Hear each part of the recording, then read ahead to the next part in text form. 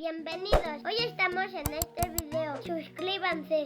Tengo esta interfaz de audio, es de la marca Creative Sound Blaster Audio-G, usa una tarjeta PCI interna y este accesorio solo es una extensión para tener los controles más cerca sin conectar por la parte de atrás de la computadora. Voy a hacer una pequeña revisión de este equipo y un desmontaje. Ya tiene tiempo que salió al mercado. La Sound Blaster es una tarjeta de sonido con diferentes usos, diseñada para creación y edición de sonido. Gracias a su conversor digital analógico de 24 bits, ofrece calidad de reproducción y grabación de calidad media. Cuenta con varias entradas y salidas de hasta 96 kHz y 24 bits para conexión con otros equipos. Cuenta con multicanal para creación y reproducción de música en alta definición. Entre sus conectores tiene un puerto USB 1394 para conectar a la PC y permite transferir sonido a dispositivos externos a velocidades de 400 MB por segundo. Incluye un procesador de efectos Audio-G de Creative. Se pueden agregar efectos digitales en tiempo real como reverberación, coro, cambio de tono, distorsión, entre otros. Hace conversión analógica digital de 16 bits con frecuencias de muestreo de 8, 11, 16, 24, 32, 44 y hasta 48.000 kHz. Admite señales a través de interfaz SPDIF. Se le pueden agregar auriculares y amplificadores externos.